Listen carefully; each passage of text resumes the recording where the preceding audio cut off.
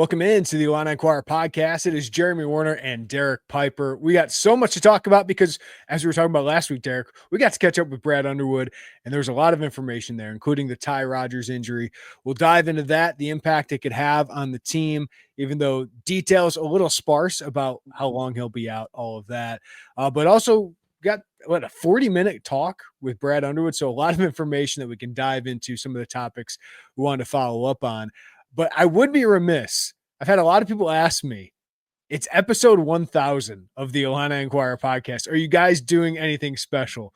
Maybe I should have. I thought about doing a mailbag, Derek, so maybe we can get to that at some point. But we have a busy few weeks ahead of us with basketball, with football recruiting. We have a football event. We're going to go talk to Luke Altmaier, some of the players at today, some big decisions coming up. Got the NBA draft next week. So maybe entering July, mid-July, we can have kind of that mailbag and kind of talk about all of this. But I do want to acknowledge that 1,000 episodes of the podcast is pretty awesome. It means we have a lot of support here, and we can't thank people enough that allow us to do this because it's been really good for us. And I think it allows us to connect with the fans. I know a lot of people like to read our stuff, and we love people that are VIP members, the 5,000 plus that really is the backbone of what we do. But the support here, like I hear more people come up to us and say, I listen to the podcast than talk about what we wrote or all of this. So we understand the podcast is a big part of people's lives, whether it's driving to work, makes the drive a little bit better, a walk outside, or you're exercising at the gym or whatever it is. And some people listen to this with their kids. So hopefully you turn it down every once in a while and we give you enough. If we do drop a curse word or two every once in a while, we try to stay away from that. But just more than anything, thanks for making us part of your lives and supporting us, Derek. It's pretty cool that people await each drop of the podcast here. Yeah, it's awesome. And we very much appreciate it. Like you said, anywhere out on the road, people come up and say, hey, love the podcast. Listen to it, when I'm at the gym on the treadmill or, like you said, commuting back and home from work and stuff like that. So, and now that we've gotten, as we've expanded and pushed forward, we got to do some live, obviously, post games, and like you said, that's a real chance to interact with the fans and take questions and those type of things. So it's come a long way. Also with the Zoom coming in. Shout out to StreamYard. We're not you and Werner or Wagner aren't all huddled in front of one computer with one mic. We did do that. There were days like that. Do you remember the NCAA tournament game after they lost? Was it Arkansas? Yeah. No. Was it Arkansas? I think it was Arkansas. Yeah. No, it was the year before. It was Andre Curbelo. Yeah, it was after Curbelo. And we were talking about his future. Like, this kid looks like he's transferring. We're sitting on the floor of the NCAA tournament media room, just trying to find a quiet spot. And it's just us sitting there with one mic going back and forth.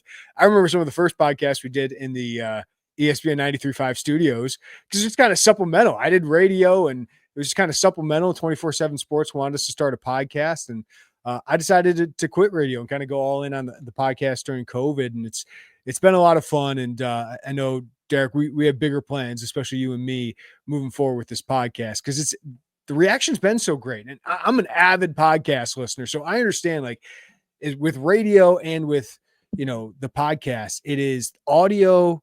It's just a more intimate setting. Like, we become a bigger part of people's lives. They're hearing us in their heads several days a week. So they're hearing us talk more than some of their loved ones in a week. So we understand that this is a big part of people's lives. And for those that do, we appreciate you and appreciate the support for all of that because it's a lot of fun. It's kind of a way for us, especially in those post games, really, to kind of sort through our thoughts too. So we get to focus on what we want to write, and we get to kind of hash it out here on the podcast as well. Yeah, absolutely. And banter back and forth a little bit and obviously have a lot of fun doing it. So it's a great part of what we do. And yeah, I know that a lot of people, part of their consumption of coverage and a lot of basketball, football, and all of it, that we enjoy doing. I should have wore a tux. We should have done the Michael, Jim, and Dwight. I should have wore something, but yeah. Should be a little bit more classy. Is that what you're saying? I don't know. I think this fits the vibe pretty well. I think this is what people expect. So we won't stray too far away from it. But yeah, cheers to 1,000, man. Yeah, been a lot. Hopefully thousands more moving forward with this thing. All right. Some news yesterday before we get to Ty Rodgers. Will Riley is now joining Kasper Siakashonis in the NBA draft green room. 2 of the 19 players invited are Illinois players. It's pretty amazing. The last Illinois player to have an NBA draft green room invite was Myers Leonard, went number 11 overall. It is very notable, Derek. Illinois is one of 3 programs that have multiple players in the NBA draft green room so far. Duke, of course, being one, Cooper Flagg, Con Knippel, Cayman Malawach, and then Rutgers with Ace Bailey and Dylan Harper. So that's pretty damn good company for Brad Underwood and company to be in. And what a great moment for those guys, international players that I figured the NBA would want to highlight, because this doesn't guarantee that they're first round draft picks, but it's a pretty good bet. Like the odds now are that these guys, because the NBA GMs are the ones who vote who they think can go in the top 25. And these are 2 of the first 19. Kasparis was one of the first 13. Suggests top 15 lottery is likely for him, but even at worst seems like a top 20 pick. And now Will Riley, the fact that he's kind of that second wave, there's going to be a third wave. It does suggest that this is going to be a pretty good night on Wednesday night for Illinois basketball and these 2. But also, what a great moment for Brad Underwood and staff who are going to be there. I would imagine Brad's going to be at least at one of these tables. I don't know if he'll just kind of bounce around because these tables are right in front of the NBA draft thing, but like the cameras are going to be on. And Brad Underwood at some point, I would imagine, is going to be on the broadcast, whether it's NBA TV or ESPN, whatever it is. So it's just a great moment for those 2 and a great moment for the program.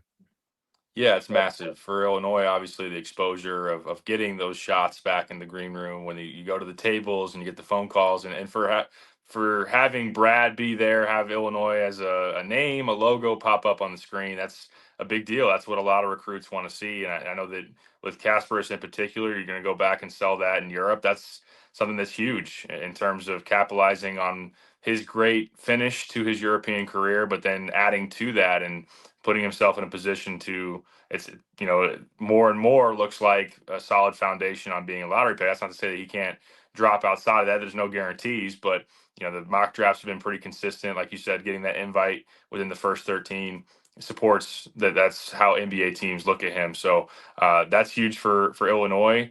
And like you said, you're in rare company. So, but I just think about, number one, Brad said, hey, we haven't had one of these. And look, I mean, Illinois basketball post 2005 has not had much of a presence in these drafts, obviously outside of Myers and here recently with Io and Terrence. So this is another level, though, in the first round in the green room. Getting there on location at the draft is going to be something that will hopefully, from Illinois' standpoint, just continue to further their brand, their ability to say, hey, player development, ability to get you to the next level. We know how to handle pros. Like all those things have really been a staple of recruiting, no matter what you're doing, high school, transfer portal, Europe. So that's going to be something that I think will push on forward. But yeah, Jeremy, I mean, I was looking back, and it's not too hard to sort through the history. It would be just the third time since '89 that Illinois has had 2 first-round picks. You go back to '89 and had a couple, and obviously '05 with Darren and Luther, but they've never had 2 top 20 picks in the same draft. So this could be like real history here if Will, and I know we'll talk about the new ESPN mock, has both in that range. Will at 19 to Brooklyn and KJ at 11. So chance to be first time ever for Illinois basketball. And can you imagine? I mean, it's not outside of the realm of possibility. I would not bet on it. I don't know what the odds would be for this. Maybe be like plus 30,000 or 3,000 or whatever it would be. But there's a chance both could go in the lottery. Like Kasparis, I think is a good chance. There's a chance he falls right outside that. I don't think he's falling outside the top 20, but there are teams in the late lottery that are looking at Will, that are showing interest in Will. Plus you have all these trades that happen. So it's going to be very interesting to see who's picking where at the end of the night, because you could see Kevin Durant get traded. Do the Suns have a late lottery pick? Like all of that could happen during this draft. So it will be interesting to see, like, Will's got a chance to go as high as Kasparis, depending on the team. Like once you get outside these top 8-9 picks, I think then it's in the eye of the beholder. And you could have a team surprise somebody by taking Jalen Williams with the 12th pick and looking like a genius 4 or 5 years later. What a game by Jalen Williams. What an NBA Finals this has been. But that's what's going to be interesting about this draft, is that 10 through 20, 25. It's probably in the eye of the beholder. And both those guys are probably kind of in that mix. No doubt. Yeah. I know that Will's been someone that throughout, and I know Jeremy Wu wrote about it in his recent mock draft with Gavoni, that Will's been somebody that has a wider range than maybe some others. But once you get into that middle, like you said, of the teens and into the 20, that there's not a lot of separation between guys. Just kind of what you're preferencing, how you view certain player, the upside, whether you believe Will can develop his body enough to handle the physicality. And that's a big, storyline with him as you're looking at it. But it really supports the fact that, as he went over the last month and a half, 2 months of last season, that he just completely elevated to just surefire first round pick, maybe even like you said, middle of the first and up and into the lottery. So ESPN's had a good read on this. Obviously, they've had him in their mock in the middle of the first round for a while. For GMs to vote him into the green room, that supports that as well. So exciting time for Will. Love the upside for both these guys. Really, I mean, they got really exciting talent and upside. Certainly, some things that are going to add question marks, but that's once you get outside that elite tier, you're going to have guys that you're wondering about this or nitpicking this and that and questions. So, but yeah, I think Will in particular, the home stretch of this past season was massive for him, and he played like a guy that deserves to be in the middle of the first round. Yeah, and obviously Casper's went the other way late in the season, as we've talked about ad nauseum. But you always hear, Derek, leading into the draft where they think the floor would be, and the Milwaukee Bucks, for whatever reason, passed on Terrence Shannon. Like, we thought that would be the floor last year, even after everything that he had gone through off the court. But Illinois, there is some internal confidence that Casper's is probably top 10, but lottery seems likely. And that's how they feel based on their interactions. And, they've talked with a lot of NBA teams more than we have. So, and it kind of backs up. ESPN's kind of had him lottery the entire time. I know some others have him, in that 13, 14, 15 range, but I do think that's kind of where he's going to go. All right, let's get to the big news from yesterday, and Brad Underwood offering it up, I think, suggests that it's probably pretty serious, and Ty Rodgers is going to have surgery on a knee injury. And anytime you have surgery, that's certainly a significant injury. We do not know exactly the timetable. Brad Underwood did not dive into that. They have not had the surgery yet. He would not specify, is it ACL? Is it something else? He did not go into those details. Joey and I were kind of kicking ourselves afterwards. Should we have asked, does this go into the season? I don't think he was going to go there, but we had so many other things we had to talk about. But it's clear that Ty Rodgers is going to be out for indefinitely, which is what Brad Underwood said. And I don't think he's offering that to us if he's just missing a month of the offseason, right? So, Derek, what's your takeaway with this Ty Rodgers injury and how it impacts Illinois? It's a big blow if he's going to miss significant time of the upcoming season, certainly, or if there's a risk of him not being 100% going into the year.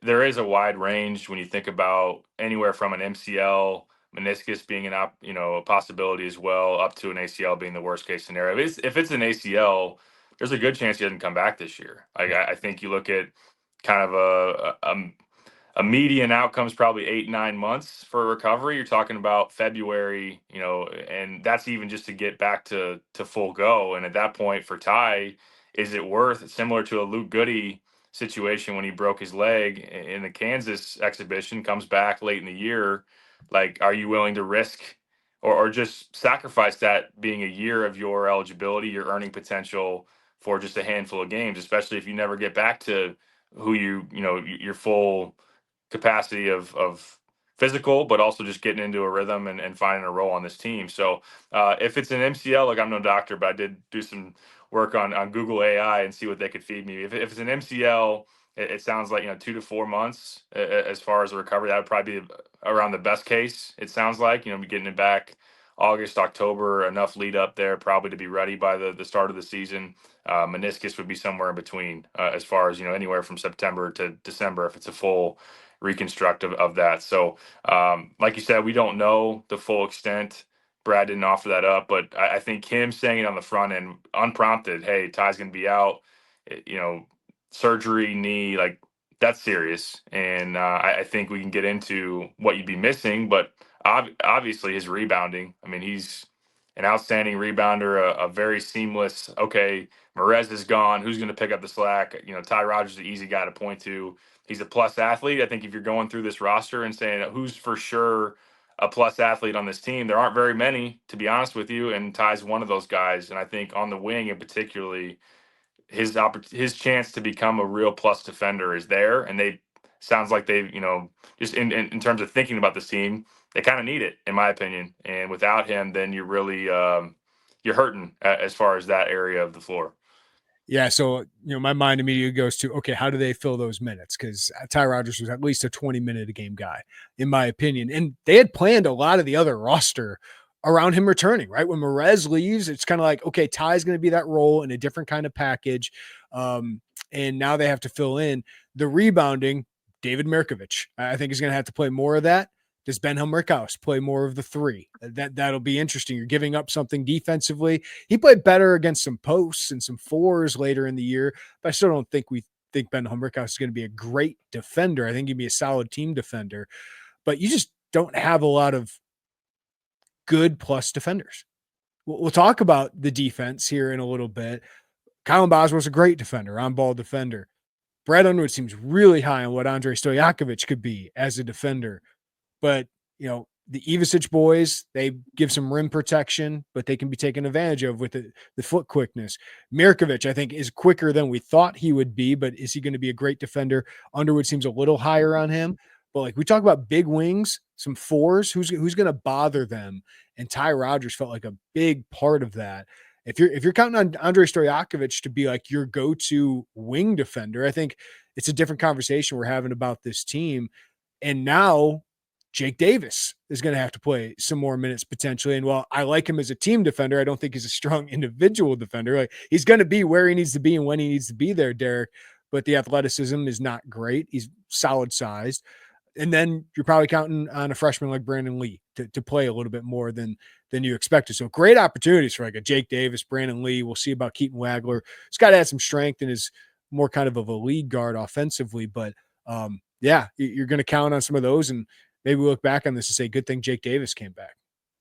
For sure. Yeah, opportunity for him. Never doubt Jake's effort and the way that he's going to go about the game and be able to do some of the scrappy things that obviously Ty would be doing. Just Ty, from an athleticism standpoint, can execute some of those plays a little bit better. That's a good point about Mirkovic.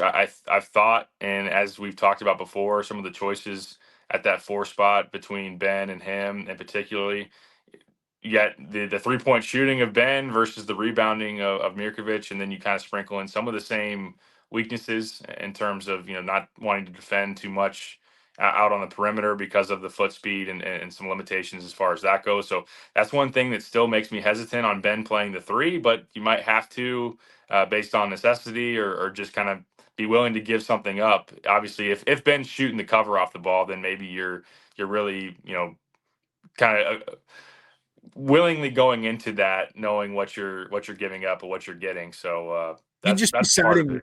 You'd be siding with length, right? Like just length, pack the paint and go contest shots. I mean, that's what they've kind of been doing, but man, just staying in front of people, I think would be really difficult outside of whoever's Kylan Boswell's guarding and whoever Mihailo Petrovic, will get into him in here in a second. I think he can stay in front of people, but can he keep them from getting the rim with his size? That's the question.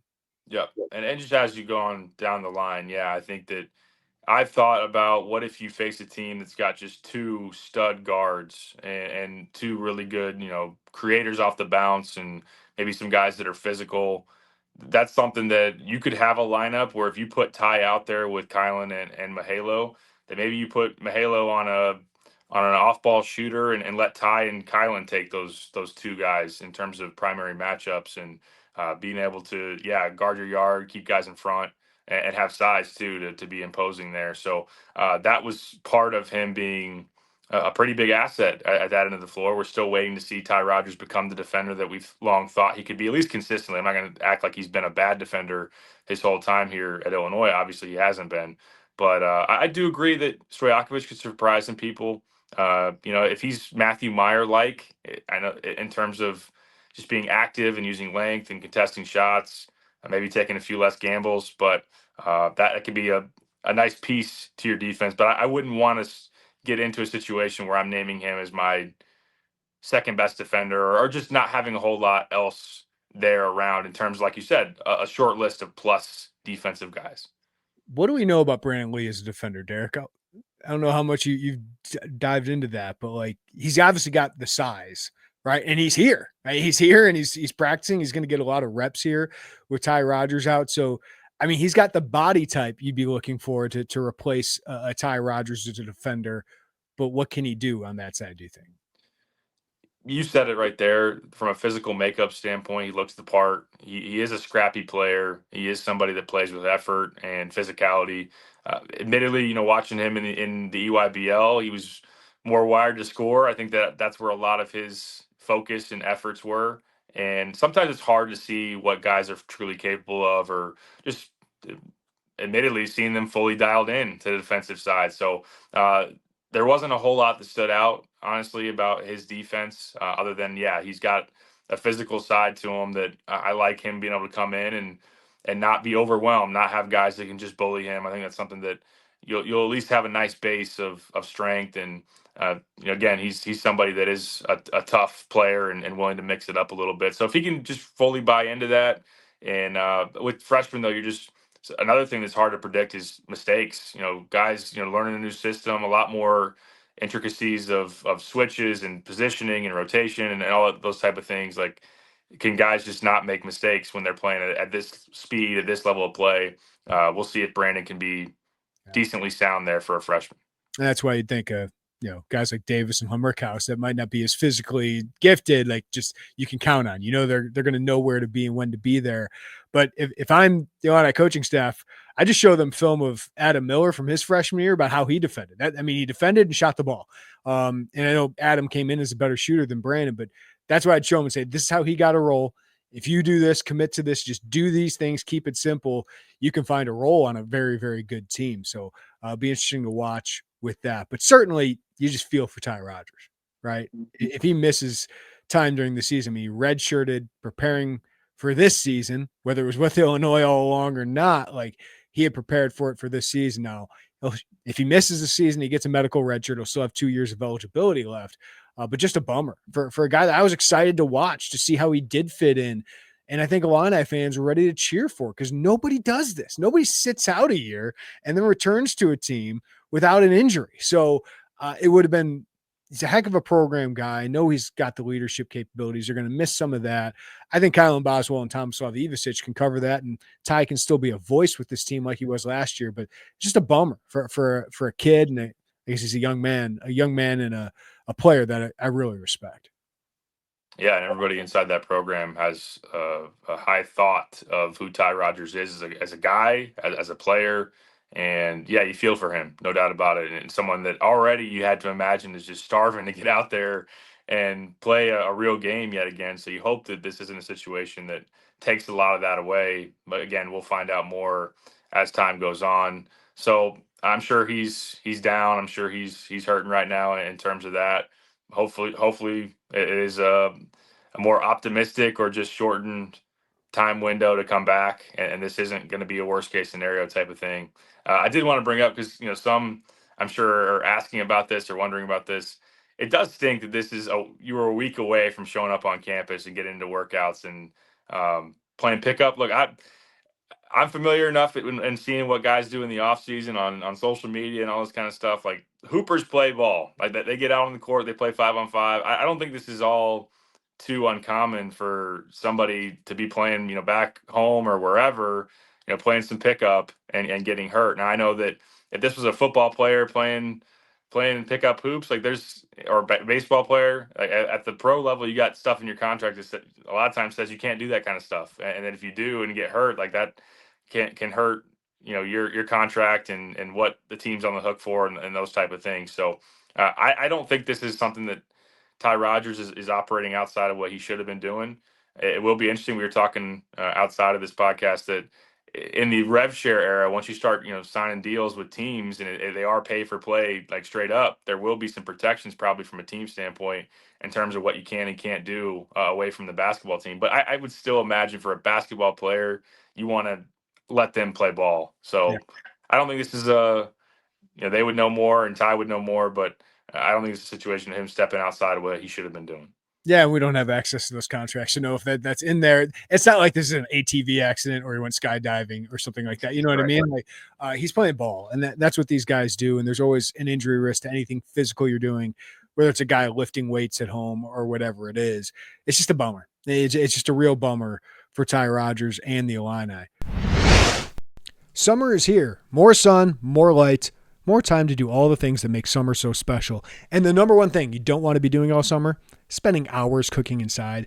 That's where Factor comes in. Factor's chef-crafted, dietitian-approved meals are ready in just 2 minutes, taking the hassle out of eating well. Factor meals arrive fresh and ready to eat, perfect for any active lifestyle over summer and beyond. And with 45 weekly menu options, you can pick gourmet meals that fit your summer gains and goals. Choose from options like Calorie Smart, My Favorite Protein Plus, Keto, and more. Factor powers your day, sun up to sundown, with nutritious breakfasts, on-the-go lunches, premium dinners, and guilt-free snacks and desserts.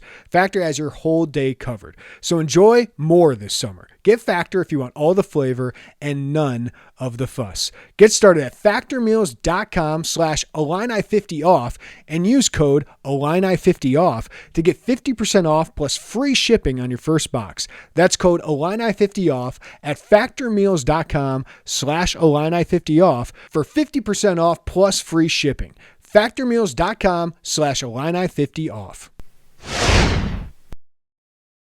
But let's dive into other takeaways from our 40-minute chat with Brad Underwood the other day, Derek. And I think we have to start with this.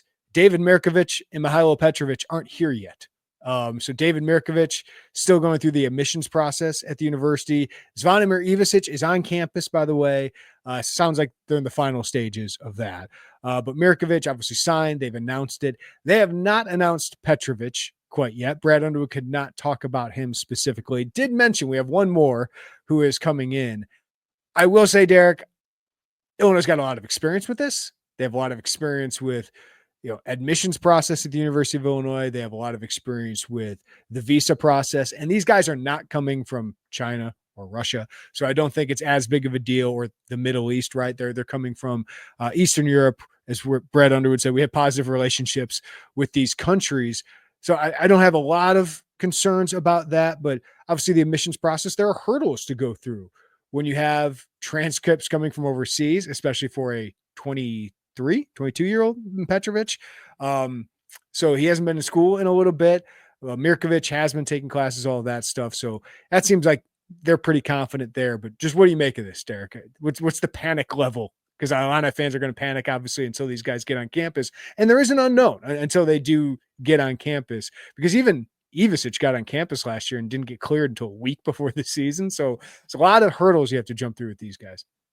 There are, and like you said, this staff knew that going back to Europe and trying to pursue that. So this isn't unexpected in terms of having additional hurdles to jump through, additional work to be done to get guys here. Well, look, we're still 5 months away from real games being played. So the panic level is very low right now. I would like, I think obviously if you're trying to read the signs or anticipate, it'd be better if Mihailo Petrovic was announced by the program by now. To me, that would say that it's further along in the admissions process. So I've even heard some stuff. It sounds like transcripts are being gathered and put together, and that's something that could take a little bit longer for somebody, like you said, that hasn't been to school in a while, at least in terms of that being something that he's done a lot of here recently. So I'm not panicking quite yet. I would have thought or hoped that the Mirkovic thing was a little bit further along. Like Brad kind of walked us through the process, said that, hey, you got to get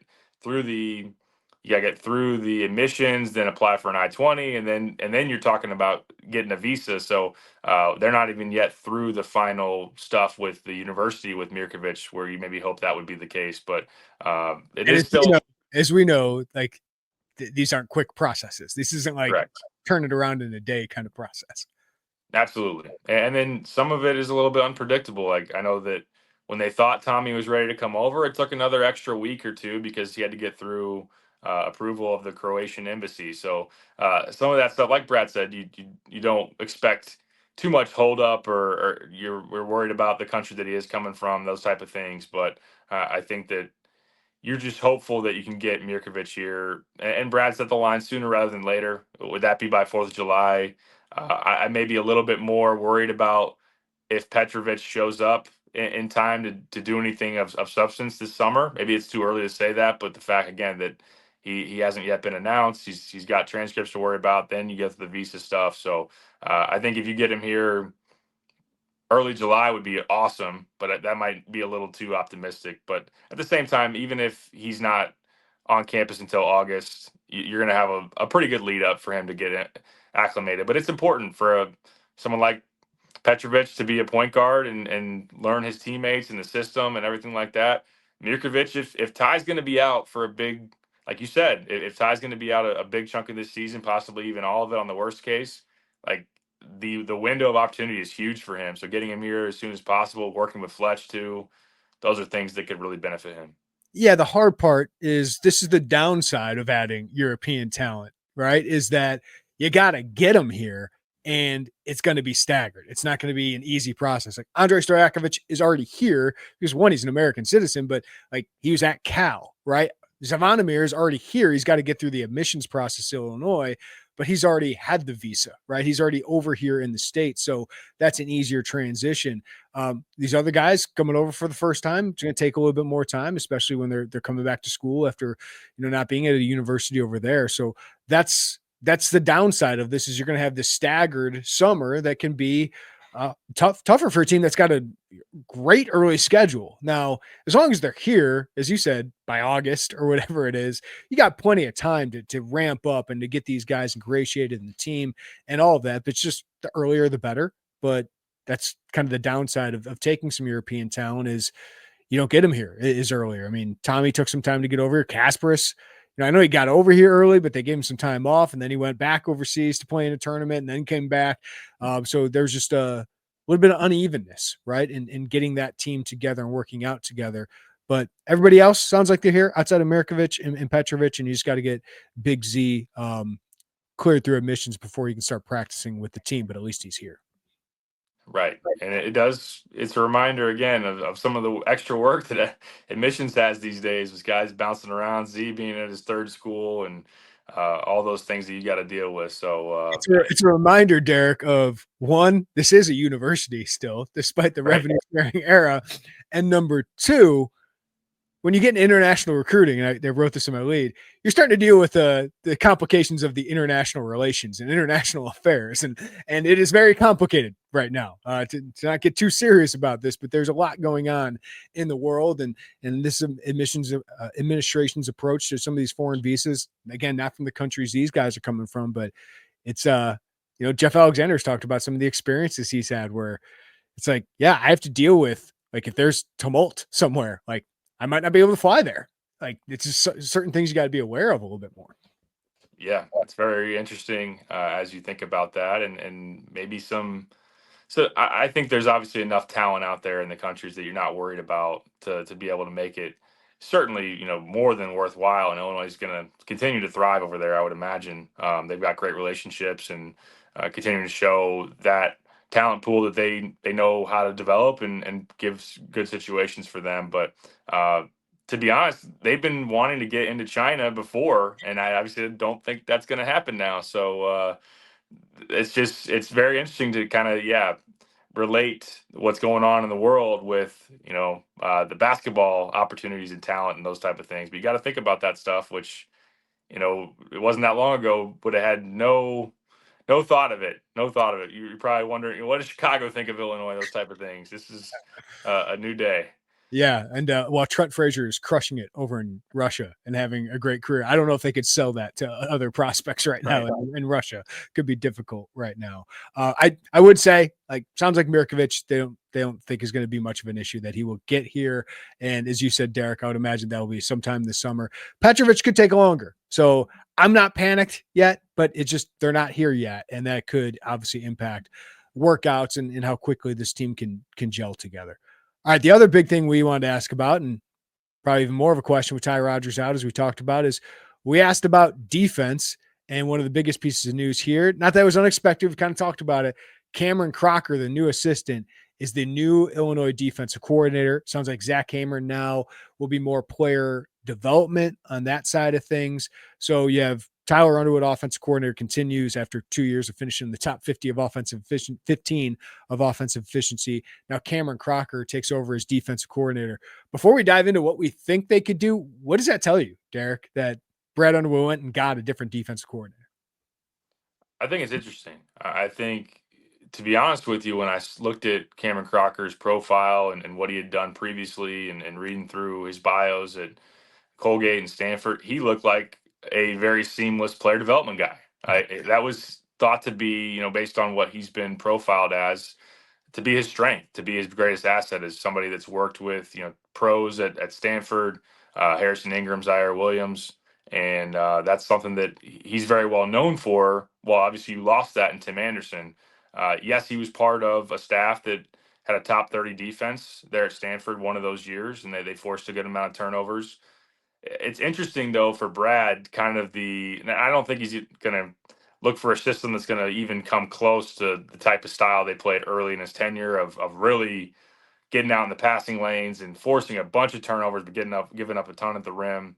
But he wants to be more aggressive. It's been a very passive defense. Now, it's one that's been very analytical. It's played to the numbers. It's wanted to force a lot of mid-range twos. It's have guys at the rim, but not get up in ball screens and be disruptive. It's not a disruptive defense. It's trying not to give you easy baskets at the rim. They don't want to give up threes because of obviously the math game there, and they don't want to foul people and put them on the line and give them free throws. So that was in response to obviously when they were fouling a lot and giving up a lot of stuff at the rim. So the idea that now he said that he wants to force a little bit more turnovers that can help his offense. They were way down. Brad has not been shy in saying, I think primarily about offense. Really, I mean, that's kind of what the line that that he pitched to us, which we've not been surprised by that. You look at his roster constructs, but last year they were way down in transition offense in terms of being able to get out and get easy baskets and play fast. Now they did still play with a good tempo, a lot of that in the half court. But I think if they can force a few turnovers and get out and run, like that can make it easier on your offense as well. So I think what that's going to look like with Camryn Crocker, I'm not very sure in terms of what the actual system will be. But there's no doubt that this team's had flaws at the defensive end. I think a big part of it has been personnel based, and we can get into that. I'm concerned about again this year, right? I'm very concerned about that. I think we've talked about before, kind of the way you built this team. There's a pretty known way of how you're going to play defense. I think for the most part, like you're going to play a lot of drop. You have to. With an Avicic twin at the 5, I don't think you're getting out and doing a whole lot of different stuff. We'll see how that ultimately looks. So in terms of, placing blame or things, a lot of people have pointed the finger at Zach Hamer as a guy that, isn't getting it done type of thing. I would just offer up that the rosters have been primarily built for offense. Yes, I think they've been too passive, in my opinion. Some of that's been based on your personnel, but I thought Coleman Hawkins should have been playing up in ball screens, blitzing more, showing more, cutting those things off. And I think just kind of before I throw it back to you, when you bring in a new assistant, you hope one of the big things they do is open up a new pipeline for recruiting or bring new ideas to the table. I think new ideas is always a good thing, especially when you got an area side of the ball you've been struggling in. Yeah, like I think analytics are great. And I think this staff has had a lot of success in embracing those things the last few years. And they've borrowed a lot from the NBA. I mean, their offensive approach 2 years ago is basically matchup hunting, which is the Boston Celtics. They'll tell you that. Like the Boston Celtics, that's what they have done so well. They rode that to a championship, attacking matchups. And you see Oklahoma City late in that game. What are they doing? It's just Shea and Jalen Williams ball screening for each other. Who's got TJ McConnell on them? Let's attack them. Like that's all they're doing. But when you have players like Tomas, Terrence Shannon, you can do that. And I think they're going to have that this year when you got Tomislav Ivicic and Andrei Stojakovic and Kylan Boswell. So I think you could see more of that than mixed in with the ball screens this year. But defensively, you just need a change up. I agree with how they're going to go defensively. They got to do some drop coverage. But you saw like late in the season after that Duke game, even just hedging, what's the term? Like stabbing at people. It kind of allowed Kylan Boswell to do what Kylan Boswell does extremely well, getting over ball screens, having enough time to go chase guys, really getting their grill. I think they got to find a way just to get the most out of Kylan Boswell as an on-ball defender, because what he did down the stretch, even against a Cooper Flag and what he did against Danny Wolf and some of these players, the shooter from Xavier was unbelievable against. Like, go up against, you got to unlock that a little bit more. And I just think you got to be a little bit more versatile where teams aren't comfortable. Like, teams just look too comfortable because they know what's coming from Illinois. You just got to have some change up. What are that zone 3 possessions a game, Derek, or stabbing a little bit more, getting a little bit more aggressive in your ball screen coverage, and having the downside of maybe somebody does get downhill on us. Maybe we do screw up a little bit and give up a layup every once in a while. But you also can't give Kobe Brea 6 to 8 wide open mid-range jumpers when he's just comfortable doing it. So that's my thing. You just got to be a little bit more versatile and have a change up. Fully agree with that. And to Brad's credit, he's been willing to adapt. He's tried different things. It wasn't that long ago that we saw them go into a season when they did switch everything defense. And then obviously he scrapped that because it let other teams match up punt. The booty ball of Jalen Pickett really got after you and different things, getting guards on bigs and those type of things. So he's been willing to adjust. This hasn't been, if you're going through the end of the year statistics, like last year, you're 40th in the country in defense. I think based on the way you constructed your roster, that's not terrible because you didn't. I would have taken that going into the season, right? Yeah. And actually in Big Ten play, you were 4th. So those numbers aren't bad, but there have been back-to-back years, and I, like to do the Torvik and deep dive the analytics. When you look into February up until the end of the regular season, into March, like this team has been outside the top 100 both of the last 2 years as teams really exploit, like you said, a very predictable, passive defense, doesn't bother people, doesn't turn you over. And yeah, I mean, you are going to play the math game, and some guys, sometimes it's worked wonders. It's forced teams to take the shots they want to take, that Illinois wants them to take, and then they're able to beat you at the other end with what they're doing. So, but I agree that something different in terms of don't let Braden Smith know your coverage every single time. Like, try to be able to get out, force a steal, maybe get a little more aggressive in the passing lanes with your length, get out and run, those type of things. So we'll see what that looks like. But yes, I mean, Camryn Crocker is going to have a big challenge, especially if Ty Rodgers is out, because this isn't a great on paper defensive team. It's got athletic limitations. You got some guys you don't want out in space, and Petrovic is going to play as an undersized guard at point. So he's got his work cut out for him for sure. But I think this could be something that helps if he brings some ideas that are just maybe a little bit more aggressive or a little bit more creative.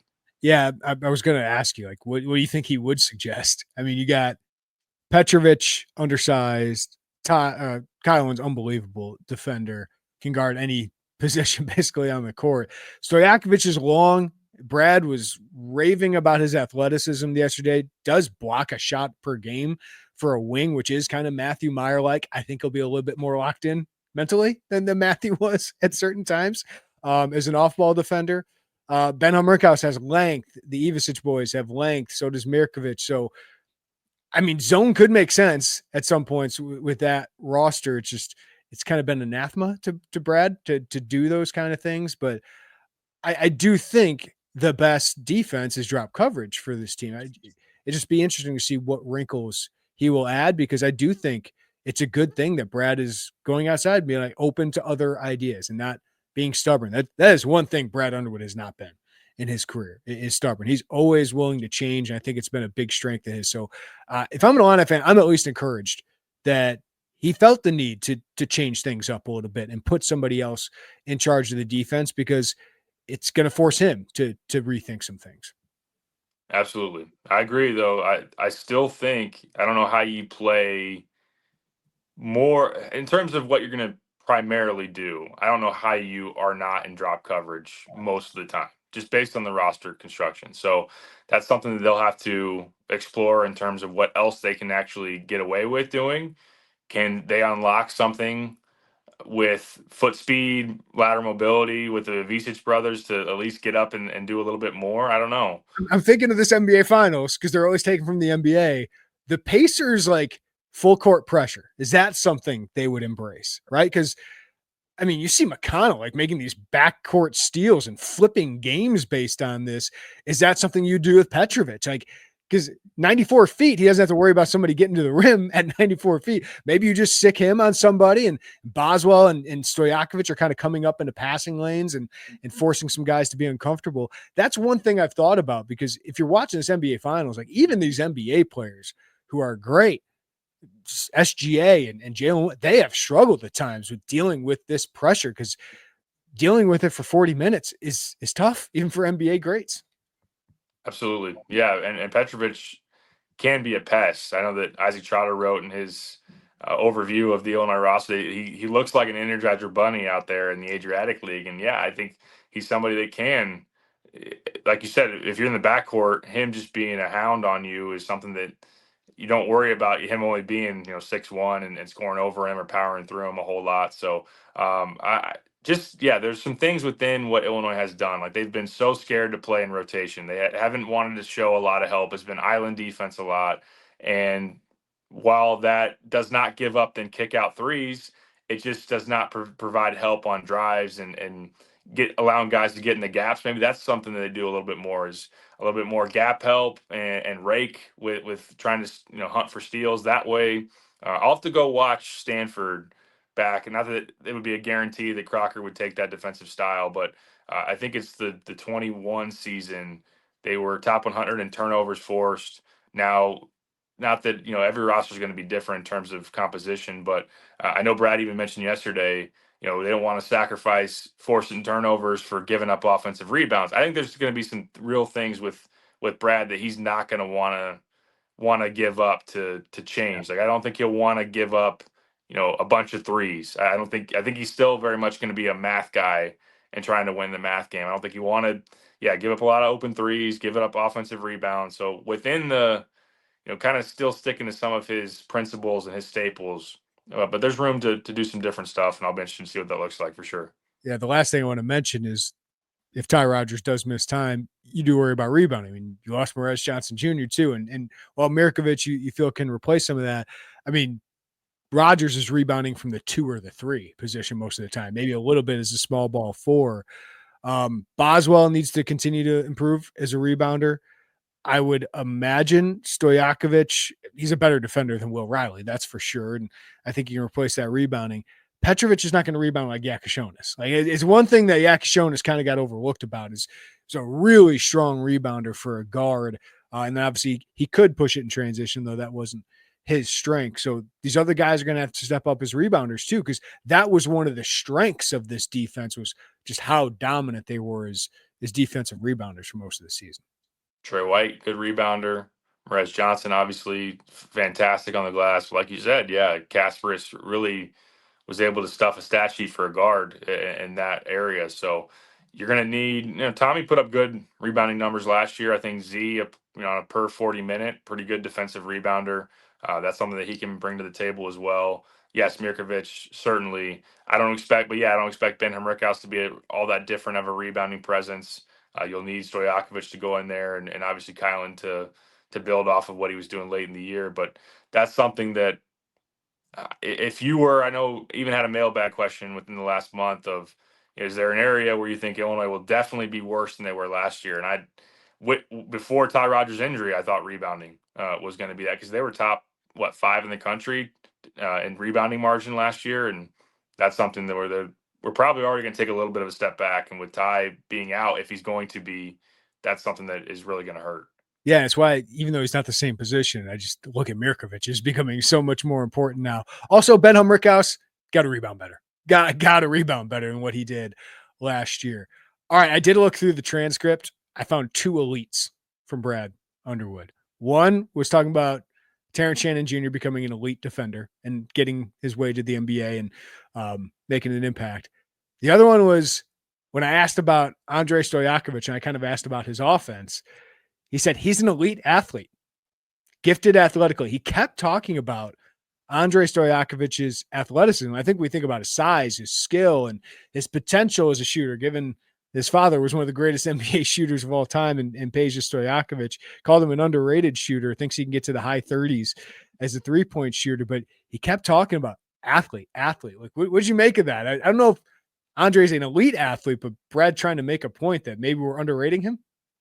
Yeah, and talking to some people around the program that maybe won't use as big of aggressive descriptions as far as Andre when he committed. They said, "Hey, probably better athlete than you think," or just has that to his game. And when you watch him, like especially when he has a straight line to the basket, he can elevate. He can get up there and finish athletically at the basket. A guy that attacks the rim a ton. I think he's not super, slow footed. He's a guy that can move and be able to, whether that's at the offensive end, change direction, or defensively with, in conjunction with his length. Again, to be a guy that, blocked north of a shot a game, that's something that he's got to be able to move and get in position and be able to get up there and contest. So I would not call him an elite athlete. I've watched enough of his tape to say he's not elite athletically, but he is a solid to decent athlete, in my opinion. So that's something that you'll obviously be trying to tap into: downhill drives, being able to create off the bounce, and yeah, defensively you'll need some of that. And I know in talking to Andre, around the time that he committed, he said that it was as the season went on at Cal, he took on a lot more primary assignments for them defensively. And not saying obviously Kylan's going to be the head of the snake there, but if he can take on the number two or a wing that can create and do different things, like that's something that if he can match up with them and do a good enough job, that will be big for Illinois for sure. I don't think we think of Will Riley as some phenomenal athlete, but 32-inch vertical jump, pretty good. Is that what we think? Like Andre, similar athlete? Yeah, I think that's probably right. He's probably got a little bit more. Will wasn't. I think he probably do a little bit better at the rim than Will does. But yeah, Will has the length for sure, the plus wingspan that obviously then played out. Andre had if I'm not mistaken, I think around the time that he came out of high school, like a 6'8" wingspan, so he might be a little bit even more of a plus as far as the length goes than Will does. But yeah, Will could change directions. I think he was fluid. He's pretty fluid as far as that goes. I think Andre's pretty similar as far in that regard for sure. All right, another takeaway. We got two more. Illini could add another power conference opponent. Brad said more than one. Again, Brad, we'll see if he can get these things done. But I mean, there's already 5 of them, Derek, and you do need some warm-up games at some point. But I don't know if Brad Underwood believes in many of them. As he told us yesterday, I asked him, "Is this how you want to schedule? Just do you kind of like the one home and home, a couple of neutrals?" And he said, "They don't hurt you. Like they lost to Duke by 43, and it really didn't hurt their resume all that much. And it gets them ready, and it's a great product." And isn't that part of this whole deal is, we want to see good games. Fans want to see good games, and it helps your program, elevate. When you see Gonzaga, what they've done, Michigan State, the games they play every year in the non-conference, they might end up 8-5, but it really prepares them for the Big Ten and helps them for the NCAA tournament. So what do you think of that? Do you think we're actually going to see more than one power conference opponent added to the schedule still? If he adds 2 more, He's I insane. wouldn't say yeah, okay. I was going to say crazy, but then I kind of hesitated a little bit. Yeah. One more would be fine. Like one more would be kind of fun just to see where it goes. But you do need some ramp up games here, and have a scare against a mid major opponent where you don't play all that well, so Brad can get into them, but also have some 40-point wins to make you feel good about yourself. Absolutely. Now, I would say, and look, I'm not going to advocate because it's not fun for fans all that much. It's not that fun to cover. It's not interesting when you play the Chicago State games. No knock on them, but just that in the 300s on Ken Palm. And like Brad said, like you're not gaining a whole lot from that. Now, there have been people that have kind of gamed the system of the net when you blow teams out by 50 or 60, then that can actually help obviously your offensive efficiency metrics and those things do boost you up in terms of Ken Palm. Illinois did a great job of that last year, just killing those teams. When you play those teams, you got to kill them. And but on the flip side, also when you play the upper tier, the quad 1 games, you got big opportunity. The first thing we talk about in an NCAA tournament resume is quad 1. What's the record in quad 1? How many wins? Comparable to the rest of the country. And when you give yourself a lot of opportunities, then you got a chance to reel off and maybe even double-digit quad 1 games. And the nature of this schedule, you're going to have a ton on the road in the Big Ten. and you won't have as many at home. That's why the Texas Tech game is really important. I don't know that it's realistic to think they'll get another non-con at home as far as that goes. But I like the aggressiveness. I do agree with you don't have as much to lose. Now, when you did lose to 43 to Duke, you fell like 4 spots in the net. If you lose in a reasonable fashion, you're not it's going to be so minimal in terms of what you're going to be hurting as far as that goes. So, yeah, I like the aggressive. I think it's great for the fans. It's games we want to watch as fans, as media. You learn something about your team. You're an older team. I think this team and has some depth to it, especially if you have Ty Rodgers available to be able to handle those type of challenges. So, and last thing I'd note, it doesn't sound like they're going to do an MTE. So that used to be a situation where, hey, you do Maui, you got 3 games, maybe it's 3 high major games. There's no ACC Big Ten Challenge anymore. There's no Gavitt games anymore. Those were built in potential marquee. Now, when you draw DePaul or you draw maybe not a very good Wake Forest team, and back when Illinois wasn't very good, those are the teams they drew. But if this was an old construct, say you did Maui plus ACC Big Ten, which you'd be a marquee team, you draw a marquee team plus Gavitt, then all of a sudden you've got a lot of challenges in the non-con, so that might be comparable. Yeah, and you just have control over it with the way he's handling it. I do. I'm very sad. My wife is very sad too that the Maui is not happening for the foreseeable future. I don't think Brad wants to go there for the travel. You don't control the opponents, and nope, a lot of good teams aren't going to Maui anymore. They'd rather control their own schedule so they control all of these factors that lead into NCAA tournament seeding. So I get it. I would just, if we're going to go to 6, can we get 2 home and homes, right? Can we get 2 of these at State Farm Center? I think that'd be phenomenal for the fans. Now, you got to figure out a way in the future so you're not away for 5 of these games in 1 year and you can keep having these, but I would love another home and home. I think there's an element of those. Like when we went to Tennessee, that was so cool. When you go to these places, it's just really cool and you get that home crowd into it. And I think it really prepares you for Big Ten play, man. Like you're going to deal with some of those hostile crowds, whether it's the Big 12 or the SEC. They're into it, man. So that would be my request is find another home and home here. All right. Underwood, the other thing, the word he used a lot and the word we used a lot, and we've used a lot in the offseason for both football and basketball, is retention. Because retention has not been great under Brad Underwood, especially with some of these prep prospects.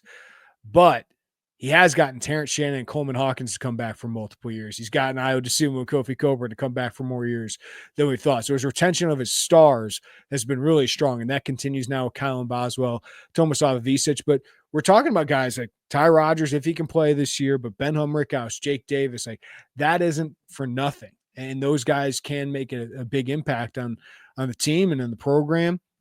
And then you'll get your other pieces. But Brad had a few strong quotes. He said there's always going to be some balance of newness and chemistry, but it's nice to have guys that know what we do instead of having to teach a whole group of guys what we do.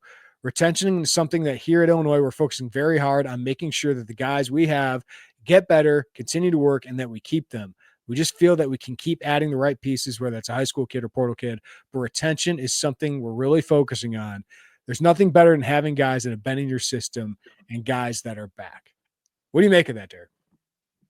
It makes sense. It makes sense. And obviously there's a balance between wanting that retention, but Brad's constant, we've seen it in a lot of off seasons. Some of the reason, some is just the natural progression of what college basketball is in terms of player movement. Guys come in, they want a different role or that whatever it might be, their camps are unhappy, so on and so forth. Some of that's unavoidable in some situations. But another thing is Brad constantly wants to upgrade his roster. Like that's been what he's done. That's kind of why I think that's why you didn't see Luke Goody come back to Illinois for another year, because they wanted to see if they could upgrade that piece with a Ben Humrickhouse. And obviously, that might be one where they necessarily didn't. Yeah, Luke was a better player last year. Luke was a much better player last year. And that one, even though I like Ben Humrickhouse and maybe it can pay off this year, that was a downgrade for last year. Now, maybe again, this year it can be helpful, but there's certain players, if you can bring them back, they're not learning as much. There's not as much change. I just think there's more known, and you do want to upgrade. You got to upgrade your players. I'm not saying you need to commit to Sincere Harris for 5 years or 4 years as a starter, because there's limitations there, but there is some value in that. And it just felt like, especially last year, especially with a guy like Goody, I know the price went up with Indiana getting in there, but there was value in getting a guy like that back. Yeah, and there have been more situations, quite a few, where upgrading has obviously worked, and it's been something that's been very good for Illinois. And there haven't been many that you've missed, honestly, that transferred out, and whether you didn't guarantee them a big enough role. Of course, the poster child for that is Brandon Podjemski, and as far as that thing goes, but yeah, no, I think that there are just levels to it. There's the Tom Izzo where like you're all in on retention, and sometimes at the sacrifice of going out and getting pieces that you could add, and those type of things. But there's no doubt that last year, yes, when you have the ability to just have, I think, collective buy-in, familiarity with the program. I think as you're at a certain place, you understand a little bit more about the what it means to wear Illinois, and you got the sweat equity of the program. You got familiarity with Brad. Brad knows what buttons to push. He can maybe push guys a little bit more because he's got a longer established relationship. So all those things are big benefits, and it also comes with I think older teams that have been together, like that's usually a good thing. Even if now we're shortening the window, like, hey, can we get a group together, or at least a core together for 2 years? Like that is something that in this era would be a big deal, especially if you can supplement some talent around it, via the portal or Euro, whatever it might be. But yeah, Brad, I think it was interesting after Kentucky last year in Milwaukee, and we were asking him kind of and look, it was after the heat of a loss and everything, but what did you learn from this year? What was your takeaways? What are you going to change? And I wondered about, young guys. Would you want to be all in on young guys again? Obviously, the answer is no, at least in terms of this year. They want to be older. They want to have guys that, they didn't have continuity last year. And they want it now. They valued it a lot. And that's something that I think it gives a much heightened floor, and Yeah. it will probably be.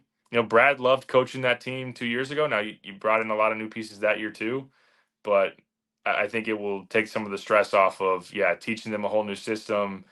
Here's who everybody is. Like that on court chemistry is already at a good place because you brought a good chunk of people back. And I think it's why this staff really wanted Ben Hummerkaus back, right? And I think Ty became a priority for them after Merez left, because I think they would have loved to have brought Merez Johnson Jr. back and have him been part of that retention.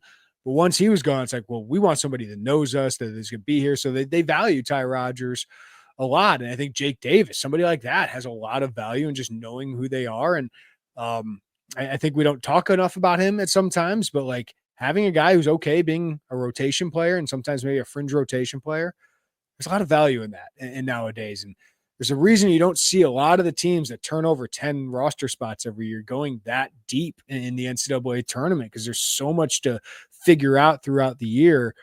It's why a program like Purdue that's kind of found this balance of bringing people back and their retention is as good as anybody, but also now Matt Painter is going to find some transfers and some European players that really are interesting. So I kind of like the balance he's found. But even Tom Izzo won a Big Ten championship last year, but felt like the 2 or 3 previous years he wasn't aggressive enough and adding to that team to get more out of them. So I do think it's a balance. You want to keep upgrading, but there is value in bringing some of these guys back, which is why, next year, listen, Big Z and Andrei Stojakovic, I think, would love to be NBA prospects. If they're not, getting those guys back for another year would be massive. I think Tomislav would go to the NBA at that point, but we'll see. But keeping guys like David Mirkovic and Brandon Lee and Keaton Wagler and Jake Davis, again, would be important for the team. So I liked that he talked about it. I like that he's probably learned from last year that, I don't want to do that again. I don't want to go all in on young guys. I don't want to go all in on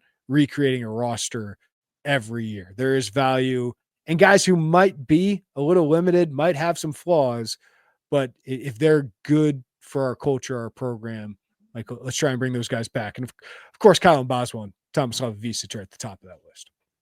Absolutely. And I like that you just said culture. I think to have a culture that carries over, you need guys that have been on those previous teams. And you'll have years like the Elite Eight season where you went all in, and it makes sense that you didn't have much to bring back just based on the way you got older guys to go around, 2 big pieces in Terrence and Coleman. But I think culture carryover, just again, when you turnover an entire roster, just so much more volatility. The downside of it, of if it doesn't work out, if it doesn't mesh, like then you risk, missing a tournament like Indiana has when they've, killed the portal, but not then ultimately been able to piece it all together. And there've been obviously other examples of that as well. That it's tough when you just completely bring in a new group and try to find it within a 8 to 12 month window. So I think it's one of the few downsides. I think one of the negative selling points I think you could pitch against Illinois in recruiting is that, especially for high school guys, especially for guys that were going to spend multiple years in college, is hey, you'll go there, but the roster will completely turn over year to year. It's a complete rebuild, and they're constantly looking to recruit over people, which I think you should recruit. I think you should recruit over people, especially when you can upgrade. But I think those are things that you could say about Illinois that could sway some things negatively in some situations. So I don't think Brad will completely change as far as that goes, but it is important to have carryover year by year. And I like you said, I like that he said the things that he did. And we talked a lot about this 2-year plan with this. So it is nice that there actually is a second year with at least part of it, right? Especially with Boswell and Ivisic back. You just would have liked Raz Johnson Jr. back with it all. And obviously Ty Rodgers with the injury and the red shirt kind of threw a wrench in it as well. But that's key moving forward. It's big for fans too. Fans want to be able to wrap their arms around some guys for a few years and know what have that relationship and feel like they know the team. And when you completely bring in new faces, look, it can be exciting brand of basketball. If you win and you're exciting, people are going to show up and turn out. But, obviously, a lot of fans do, they yearn for the days where they could know Trent Frazier for 5 years or even Io and Kofi for 3. And those things are that's been part of the fabric of college athletics for a long time, and you don't want to do totally away with it. Yeah, and like even a guy like Trey White, like it's gonna be his 4th school in 4 years. Like I think the fan base was kind of embracing him, and I think he could have had a home here at Illinois. And obviously both sides decided to move on from this, but that's why a guy like Kyle and Boswell could have gone elsewhere again this offseason if he really wanted to, but him coming back, like I think fans, you're gonna see a lot of Boswell jerseys this year because he's kind of the face of it, and he's easy player to root for with the toughness he shows and the leadership he exudes, and of course being from the area. It's nice to have some of those guys. It's nice to have some Terrence Shannons, like the Marcus Mass of the world. You'll take that every year. You're gonna love, well, for the most part, watching a one and done draft pick like Casper Sakshonis or Will Riley. But there's a reason fans flock to those guys who stay here a long time. Absolutely. Yeah, that's something, no doubt, on the Boswell jerseys. Ty Rodgers. It's just, and not that you got to completely cater your approach to roster building to, jersey sales and what fans are going to think about certain moves. But in some cases, obviously with NIL, you're going to people that they make investments and they want their investments to stay around for a while, especially if they can, as far as multi-year deals. So that's something but yeah, it's just good for the program to have guys that stick and be able to carry it over. Well, to your point, there is one upperclassman on this roster who was a freshman at Illinois, right? It's Ty Rodgers. Yeah. Like that just shows you that, one, they recruited a couple of good ones last year, but two, they've just had complete turnover of those classes. Like Dre Gibbs-Allhorn was here 2 years, but Sincere Harris wasn't here very long and redshirted his second year. And obviously guys like Pods and all that, but go back to RJ Melendez. Like most of those guys aren't getting their upperclassmen years here at Illinois. So it's kind of been a trend. There's not many of those guys that are getting there.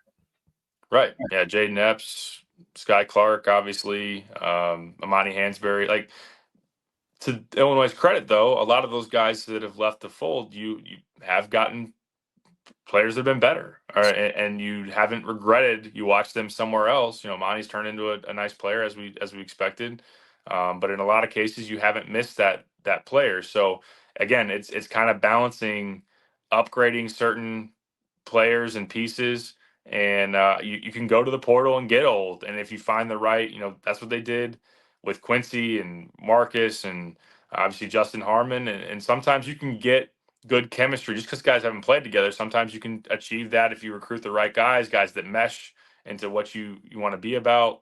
And that comes into, Brad talks about personality tests and all those type of things. So it doesn't have to be, who you recruit out of high school then sticks. Like that.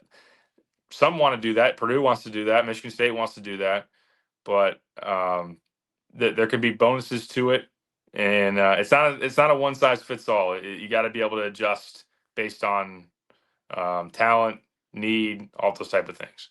Yeah, and the one thing I like about Brad is he does adjust. Like, and maybe nowadays I think he's going to focus a little bit more on that balance. I think that's key. But you can lose a lot of players from this team and have to go back in the portal and get 8 or 9 guys next year. So we'll see how it all works out. Anything to add, Derek? I think we covered it all. Yeah, no, I look forward to hearing. I'm really interested in the Z and Tommy dynamic, and I know that Z wasn't able to play in the first workout as getting through academic situation, but yeah, that's something in the front end of this that I want to see. And I asked Brad yesterday, what are you going to really be looking for? He again reemphasized, I expect to see them on the court a decent amount together. How do you make that work? What does it look like? What are the strengths of it? What are the downside? I think we've talked about that, some of the things you can poke holes in defensively, but and the front end, that's one of the things I want to hear about as word trickles out of Ubben. And until then, we'll just sit and wait for our first summer workout video and see who's doing what, and we can all react. Well, we do have to make a correction. Maybe Mihailo Petrovic will not be the summer workout guy because it might take a while for him to get here. So maybe we got to focus on somebody else. Maybe it's a Brandon Lee or a. Hopefully Mirkovic can get here soon enough. Maybe I think he could be a guy that could do that. I would imagine Stojakovic will get plenty of buzz because we know he's going to be good. Oh, yeah.